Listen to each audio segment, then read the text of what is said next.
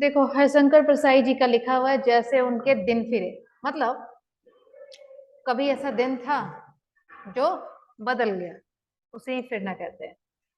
तो कैसे दिन बदले, क्या था ये देखते हैं। एक था राजा, और राजा के थे चार लड़के। ये तो ऐसा लग रहा है जैसे हम लोग बचपन में कहानी सुनते थे ना, एक राजा, राजा के चार बच्चे और रानियां थी। रानियां अनेक थी, मतलब राजा एक था लेकिन रानियां अनेक थी, जैसा कि एज यूजुअल होता आया है। महल में एक पिंजरा पोल ही खुला था, पर बड़ी रानी ने बाकी रानियों के पुत्रों को जहर देकर मार डाला था। Oh my God. रानी ने, मतलब एक ऐसी रानी थी जिसने बाकी रानियों के जितने भी बेटे थे उन सबको मार डाला। और इस बात से राजा साहब बहुत प्रसन्न हुए थे, क्योंकि वे नीतिवान थे और जानते थे कि चाणक्य का आदेश है, जरा अपने पुत्र को भेड़िए समझिए। बड़ी रानी के चारों लड़के जल्द ही राजगद्दी पर बैठना चाहते थे, इसलिए राजा साहब को बूढ़ा होना पड़ा।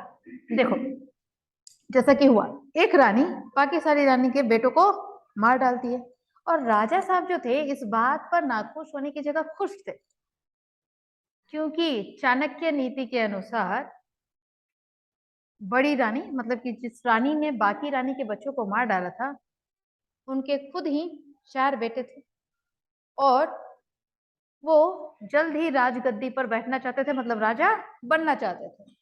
और इसीलिए राजा साहब को जल्द ही बूढ़ा बन जाना पड़ा, समझो। क्योंकि जब तक बूढ़े नहीं होते तब तक बेटों को राजगद्दी मिलती नहीं। जल्दी मतलब कि हाँ मैं बूढ़ा हो गया हूँ, समझ जाते, छोड़ दिया, मतलब कि सोचो कि अपना राजपाट छोड़ दिया। Yes, retirement, volunteer retire VRS. एक दिन राजा साहब ने चारों पुत्रों को बुलाकर कहा, पुत्रों मेरी अब चौथी अवस्था आ गई है, मतलब मेरा जवानी ढल रही है और बुढ़ापा आ रहा है। दशरथ के कान के पास केश श्वेत होते ही राजगद्दी छोड़ दी थी। मेरे बाल खिचड़ी देखते हैं, यद्यपि जब हिजाब खुल जाता है तब पूरा सिर श्वेत हो जाता है। मैं संन्यास लूंगा, तपस्या करूंगा।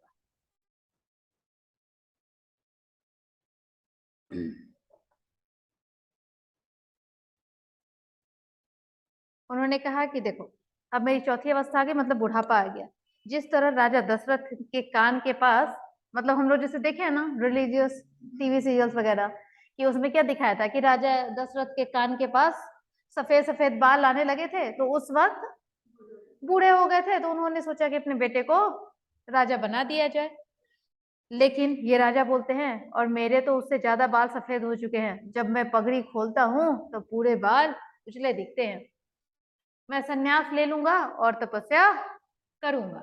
तब उस लोग को सुधारना है ताकि तुम जब वहां आओ तो तुम्हारे लिए मैं राजगद्दे तैयार रख सकूं। और राजा का कहना था कि मैं तपस्या करूंगा, इससे मतलब ये है कि मैं, हो सकता है मेरा अंतिम समय आ जाए तो मैं ऊपर भी चला जाऊं भगवान के पास, तो वहां जाकर के लिए भी मैं तुम लोगों के लिए एक राजगद्दी बनाकर रखूंगा। जहां तुम लोग आओगे तो वहां भी तुम्हें बनी बनाई संपत्ति मिलेगी। आज मैंने तुम्हें यह बतलाने के लिए बुलाया है कि गद्दी पर चार के बैठ सकने लायक जगह नहीं है। अगर किसी प्रकार चारों समा भी गए तो आपस में धक्का मुक्की होगी और सभी गिरोगे। मगर मैं दशरथ सरीखी गलती नहीं करूंगा कि तुम में से किसी के साथ पक्षपात करूं। देखो अब चारों के चारों बेटों को एक साथ एक ही जगह पर बिठाना तो संभव नहीं है ना। जिस तरह प्रिंसिपल एक ही होती है, चार प्रिंसिपल तो बना नहीं सकते, राइट। तो राजा ने कहा कि देखो अगर तुम लोग सब समझो कि उस सिंहासन पर अगर चारों लोग बैठ भी जाओ, बहुत, जैसे अब इसी डेस्क पे चार लोग बैठते हो तो थोड़ा अजीब लगता है ना, पांच लोग बिठा दिया जाए तो लगेगा कि हिल भी नहीं पा रहे हो दूसरे के साथ। तो राजा ने एग्जाम्पल दिया। फिर राजा ने कहा कि मैं राजा दशरथ की तरह कोई गलती नहीं करने वाला हूं कि सिर्फ एक बेटे को दूंगा बाकी को नहीं। मैं तुम सबकी परीक्षा लूंगा। तुम चारों ही राज्य के बाहर चले जाओ। ठीक एक साल बाद इसी फाल्गुन की पूर्णिमा को चारों दरबार में उपस्थित होना। मतलब आज फाल्गुन की पूर्णिमा है, ठीक है, मतलब समझो कि फरवरी मोस्टली, और तुम एक साल के बाद इसी दिन फिर से वापस आना तुम चारों। मैं देखूंगा कि इस साल में किसने कितना धन कमाया, कौन सी योग्यता प्राप्त की, तब मैं मंत्री की सलाह से जिसे सर्वोत्तम समझूंगा राजगद्दी दे दूंगा। और तब उसने कहा कि एक साल के बाद मैं देखूंगा कि तुम में क्या क्वालिफिकेशन आई है, तुमने कितना धन कमाया, उसके बाद मैं अपने मंत्री से एडवाइस ले करके किसी एक को राजा बनाऊंगा। चारों ने जो आज्ञा कहकर वहां से निकल गए, राज्य के बाहर चले गए। पड़ोसी राज्य में पहुंचकर चारों राजकुमारों ने 4 रास्ते पकड़े, अपने पुरुषार्थ तथा किस्मत को आजमाने चल पड़े। ठीक एक साथ बाद चारों वापस आए। राज सिंहासन पर राजा साहब विराजमान थे, उनके पास ही कुछ नीचे आसन पर प्रधानमंत्री बैठे थे। आगे भाट, विदूषक और चाटुकार शोभा पा रहे थे। और जैसा होता है राजा के दरबार में क्या होता था, उनके मंत्रीगण सब लोग नीचे बैठे होते थे। राजा ने कहा, पुत्रों, आज 1 साल पूरा हुआ और तुम सब यहाँ हाजिर भी हो गए। मुझे उम्मीद थी कि इस 1 साल में तुम में से 3 या बीमारी के शिकार हो जाओगे या कोई एक शेष तीनों को मार डालेगा और मेरी समस्या हल हो जाएगी, पर तुम चारों यहाँ खड़े हो। माय गॉड, देखो चारों बेटे उसी के। लेकिन राजा ये सोच रहा था कि मुझे तो यही लग रहा था कि या तो तुम में से किसी सबको किसी ना किसी को बीमारी हो जाएगी, कोई दुनिया छोड़ के चला जाएगा, या फिर कोई एक बाकी तीनों को मार करके खुद बच के सिर्फ चला आएगा कि राजगद्दी मुझे दे दो। लेकिन यहाँ तो तुम चारों खड़े हो।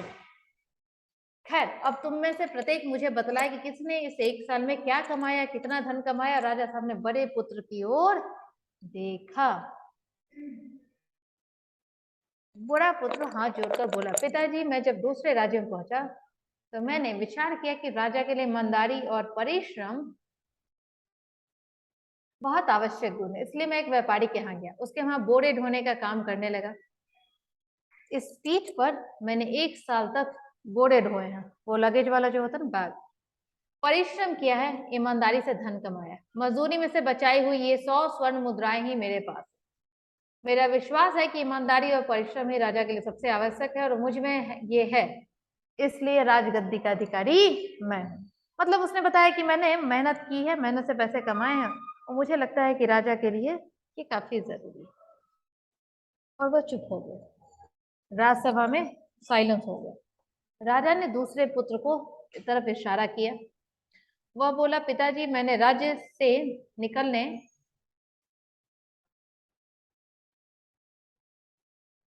निकलने पर सोचा कि मैं राजकुमार हूँ, क्षत्रिय बाहुबल पर भरोसा करता है, इसलिए मैंने पड़ोसी राज्य में जाकर डाकुओं का एक गिरोह संगठित किया और लूट मार करने लगा। उसे लगा कि मैं क्षत्रिय हूँ, मुझे मारपीट करनी चाहिए, तो उसने डाकुओं का ग्रुप बनाया और जाकर के लूटपाट करने लगा। धीरे धीरे मुझे राज्य कर्मचारियों का सहयोग मिलने लगा, मेरा खूब अच्छा काम चलने लगा। मतलब बाकी स्टेट वाले लोग भी इसे हेल्प करने लगे और ये प्रगति पे था। बड़े भाई जिसके यहाँ काम करते थे, उसके यहाँ मैंने 2 बार डाका डाला था। लो, इस 1 साल की कमाई में 5 लाख स्वर्ण मुद्राएं मेरे पास है। मेरा विश्वास है कि राजा को साहसी और लुटेरा होना चाहिए, तभी वह राज्य का विस्तार कर सकता है। और उसने कहा कि ये दोनों गुण मेरे अंदर है, इसलिए मैं ही राजगद्दी का अधिकारी। 5 लाख सुनते ही दरबारियों की आंखें फटी की फटी रह गई।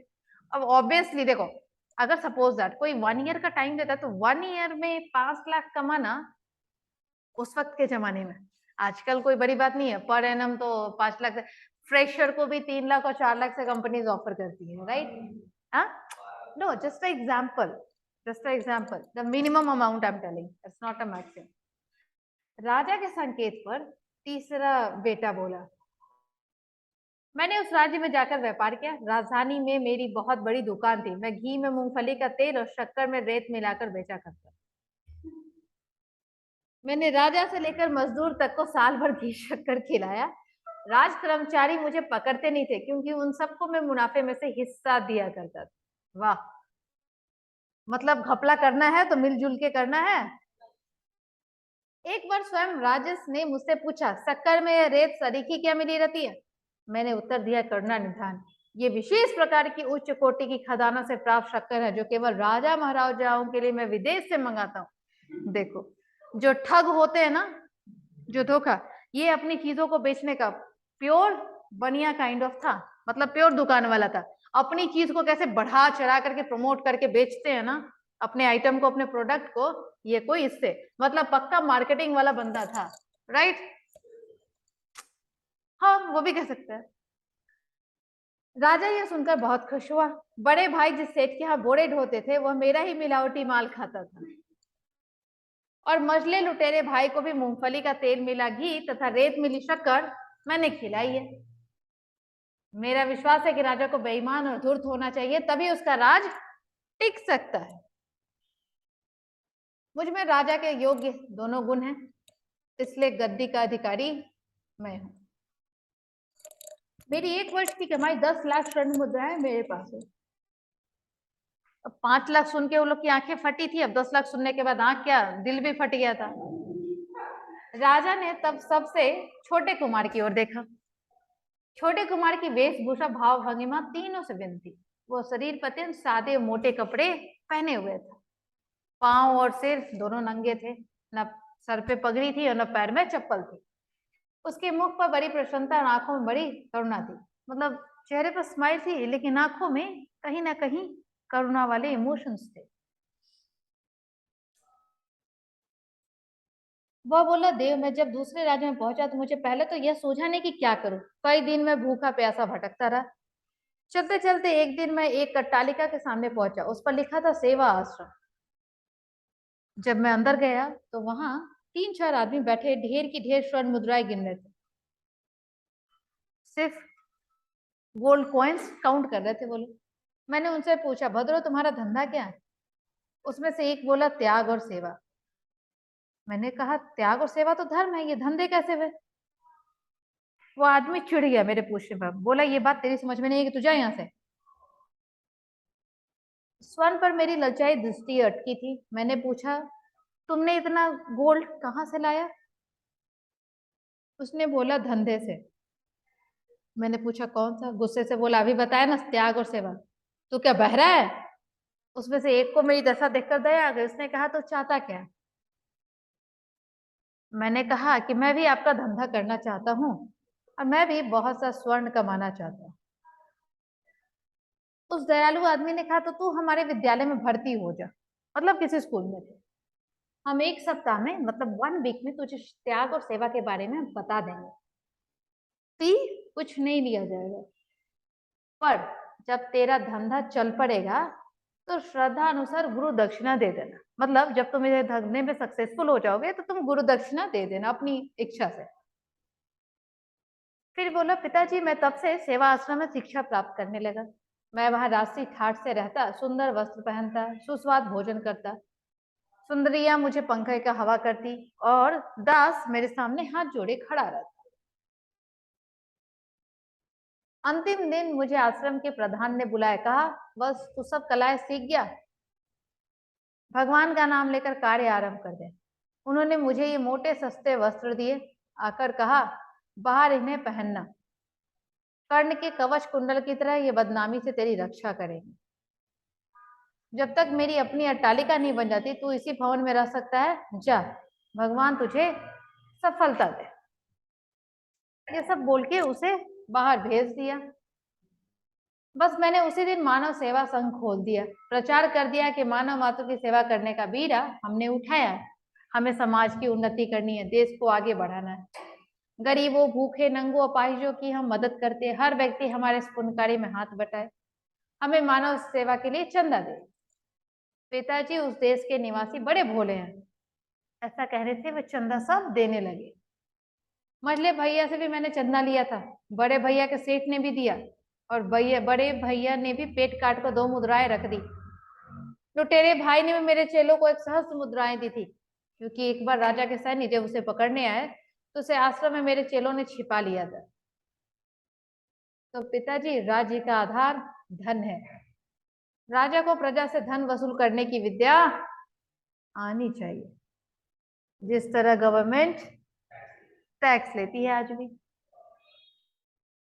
तो राजा भी अगर प्रजा से धन नहीं लेगा तो राजा देश कैसे चलाएगा? राजा का आवश्यक गुण है, उसे बिना नस्त्र लगाए खून निकालना आना चाहिए। मुझ में यह गुण है, इसलिए मैं ही राजगद्दी का अधिकारी हूँ। मैंने इस 1 साल में चंदे से 20 लाख स्वर्ण मुद्राएं कमाई हैं, जो मेरे पास है। अब 20 लाख सुनते ही दरबारियों की आंखें फटी जाने वाली थी। तब राजा के मंत्री ने पूछा, मंत्रीवर, आपकी क्या राय? चारों में कौन कुमार राजा होने के योग्य है? मंत्रीवर बोले, महाराज, इसे सारी राज्यसभा समझती है कि सबसे छोटा कुमार ही सबसे योग्य है। उसने एक साल में 20 लाख मुद्राएं इकट्ठी की। उसमें अपने गुणों के सिवा शेष तीनों कुमारों के गुण भी हैं। बड़े जैसा परिश्रम उसके पास है, दूसरे कुमार के समान वो साहसी और लुटेरा भी है, तीसरे के समान बेईमान और धूर्त भी है। उसे ही राजगद्दी दी जाए। मंत्री की बात सुनकर राजसभा ने ताली बजाई। दूसरे दिन राजकुमार का राज्याभिषेक हो गया। तीसरे दिन पड़ोसी राज्य की गुणवती राजकन्या से उसका शादी भी हो गई। चौथे दिन मुनि की दया से उसे पुत्र प्राप्त हुआ और वह सुख से राज करने लगा। कहानी खत्म हुई। कहने का मतलब जैसे उसके दिन फिरे वैसे ही हम सब के दिन फिरने चाहिए। मतलब हमेशा दिमाग और बुद्धि का यूज किया करो। कभी भी सिर्फ दिल से ना सोचो, ना ही दिमाग से, दोनों से सोचो, लॉजिकली सोचो। ये मोटो होता है।